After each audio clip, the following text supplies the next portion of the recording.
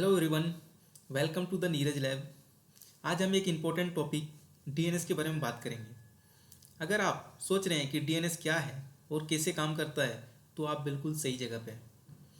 DNS यानी domain name system एक phone book है इंटरनेट का जो डोमेन नेम को ट्रांसलेट करता है किसमें, आईपी एड्रेस में। डोमेन का एग्जांपल क्या हो सकता है, amazon.com, और आईपी एड्रेस का एग्जांपल ये आपको यहाँ पे दिया हुआ है 172.16.254.1। अब हम लोग यहाँ पे एक पिक्चर के थ्रू समझते हैं कि डीएनएस क्या है।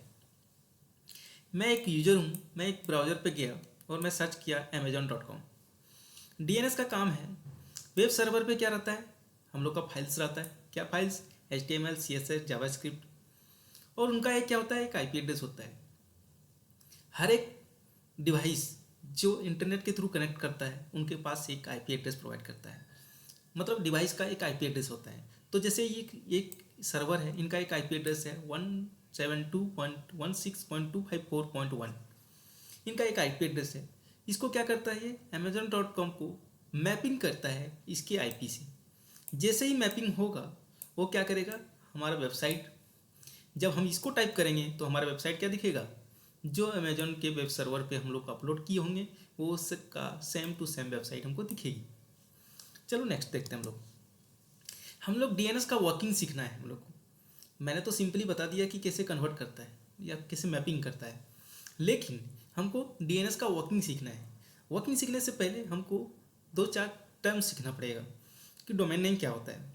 डोमेन नेम कोई भी ह्यूमन रीडेबल एड्रेस, जैसे फ्लिपकार्ट हो गया, आपका नाम हो सकता है .com.in इस तरह से, या फिर amazon.in, amazon.com, इस तरह का क्या हो गया, ये एक डोमेन नेम बोल सकते हैं हम उसको।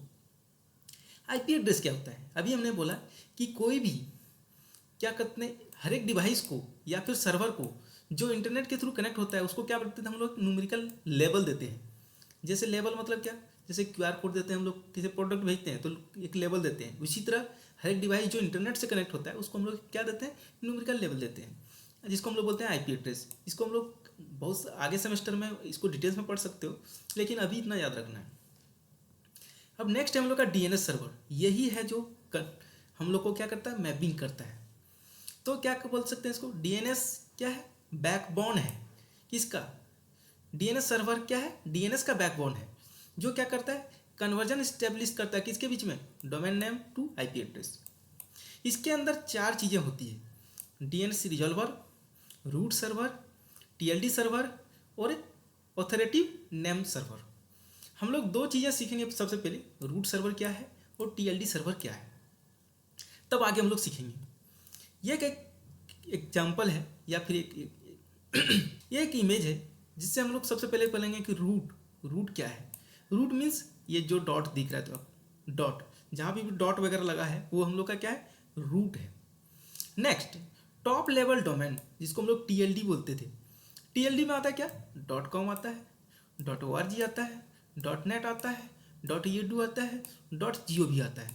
ये जितना भी दिख रहे होगे .com, .org, ये डॉट तो यहाँ पे ऑलरेडी है रूट वाला, लेकिन कॉम, edu, ये सब क्या है हम लोग का टॉप लेवल डोमेन में आता है। सेकेंड लेवल डोमेन में क्या आएगा, सेकेंड लेवल डोमेन में जैसे आएगा क्या, example.com, जैसे google.com, wikipedia.com, amazon.com, ये सब आ जाएगा हम लोग का क्या, सेकेंड लेवल डोमेन में।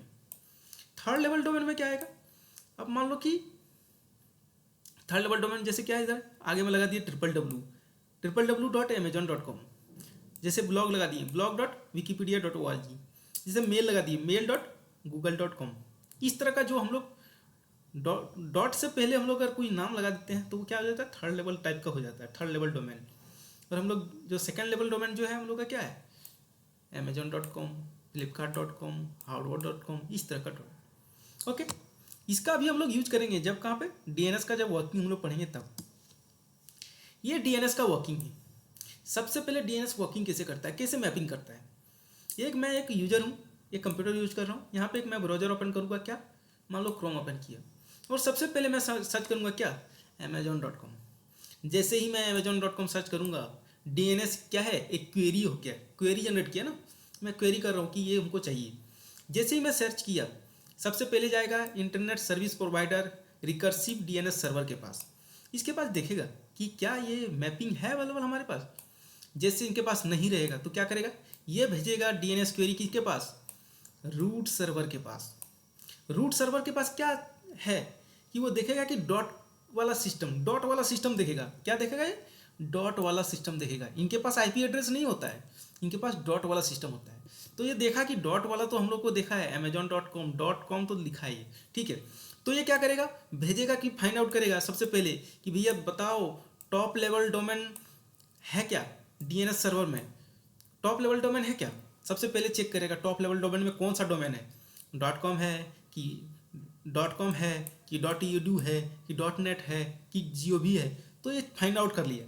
अब जैसे ये फाइंड आउट करेगा कि .com है, नेक्स्ट जाएगा किसके पास, इनके पास आएगा डीएनएस क्वेरी, किनके पास, ऑथोरिटी के पास आएगा। तो ये क्या करेगा, इनके पास रहता है आईपी एड्रेस।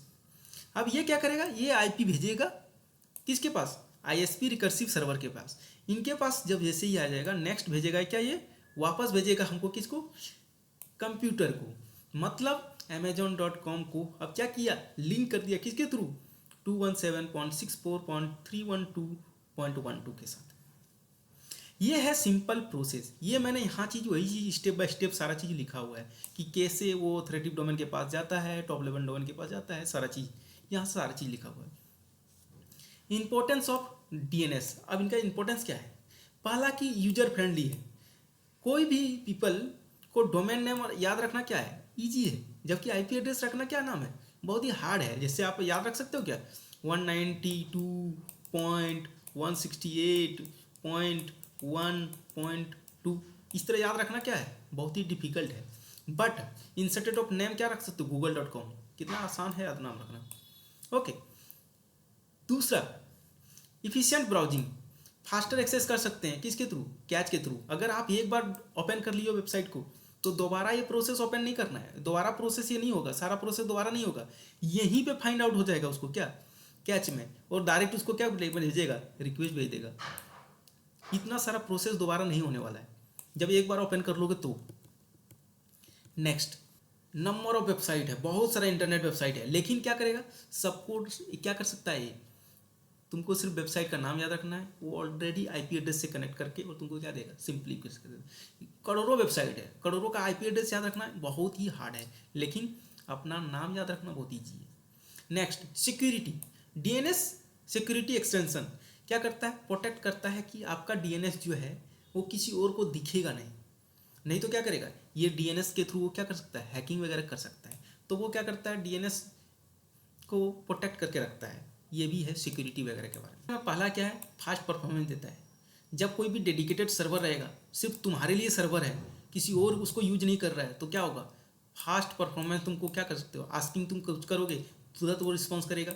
ओके, दूसरा है सेंट्रलाइज सिक्योरिटी एंड मैनेजमेंट।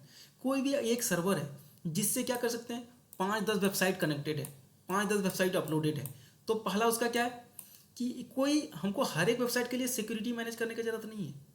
क्या एक जगह पे हम लोग इसी सर्वर को मैनेज करेंगे और क्या हो जाएगा, सारा वेबसाइट का मेंटेनेंस हो रहा है। मैनेजमेंट भी क्या कर सकते हैं हम लोग, एक जगह से सारा वेबसाइट का मैनेजमेंट कर सकते हैं। अगर हम स्केल की बात करें तो क्या कर सकते हैं हम लोग, लार्ज एप्लीकेशन को स्केल कर सकते हैं हम लोग। जैसे अगर हम लोग मान लो छोटा सा एप्लीकेशन बनाए थे, अब उसको हम लोग स्केल कर दिए, तो क्या कर सकते हैं हम लोग, सर्वर जो है सर्वर में भी क्या कर सकते हैं हम लोग, उसमें स्टोरेज बढ़ा सकते हैं, उसमें क्या कर सकते हैं, सिक्योरिटी बढ़ा सकते हैं, उसमें क्या बढ़ा सकते हैं हम लोग, अपना जीपीयू या सीपीयू बढ़ा सकते हैं। ओके, नेक्स्ट है हम लोग का डिसएडवांटेज। डिसएडवांटेज क्या है, डिसएडवांटेज है कि अगर एक सर्वर पे हम लोग 5-10 वेबसाइट कनेक्ट किए हैं, कोई अगर एक क्रैश हुआ तो क्या होगा, अगर सर्वर क्रैश हुआ तो सारा वेबसाइट क्या हो सकता है, डाउन हो जाएगा। मतलब सारे क्लाइंट को इम्पैक्ट पड़ेगा। प्रॉपर मेंटेनेंस एंड सेटअप, इसका क्या होना चाहिए, मेंटेनेंस हमको प्रॉपर करते रहना पड़ेगा। क्यों, क्योंकि एक ही वेबसाइट से, एक ही सर्वर से क्या है, बहुत सारा चीज़ें कनेक्टेड है, तो क्या हो सकता है, इशू आ सकती है। नेक्स्ट है कि कॉस्टली हो सकता है। अगर हम लोग एक ही सर्वर से हम लोग क्या कर सकते हैं, बहुत बड़ा लार्ज साइट को कनेक्ट करके रखें, जैसे अमेजॉन को किसी एक के थ्रू कनेक्ट कर रखेंगे, तो क्या हो सकता है, उसका कॉस्टलिंग ज़्यादा आ सकता है। जहाँ पे अगर मान लो किसी एक बड़ा वेबसाइट है, और कहीं पे कुछ जो पेजेस है उसको क्या है, बहुत ही कम रिक्वायरमेंट है, मतलब कम ट्रैफिक जाता है, तो उसको हम लोग कोई भी नॉर्मल सर्वर के थ्रू भी मैनेज कर सकते हैं। और क्या, जहाँ पे ज़्यादा क्या करते हैं यूजर है, वहाँ पे हम लोग क्या कर सकते हैं, एक डेडिकेटेड सर्वर के थ्रू मैनेज कर सकते हैं। ओके, अब क्वेश्चन, अब हम लोग डीएनएस पढ़ लिए, तो सबसे पहले क्वेश्चन हम देखते हैं कि डीएनएस का फुल फॉर्म क्या है। आप लोग कमेंट करोगे। नेक्स्ट है हम लोग का टॉप लेवल डोमेन किसको कहते हैं, उनको कमेंट करना है, और जो भी कमेंट करोगे उसका कमेंट को दे देंगे लाइक, ताकि आपको पता चले कि वो कमेंट सही है। Okay, thank you. Next video में हम लोग सीखेंगे क्लाइंट सर्वर मॉडल।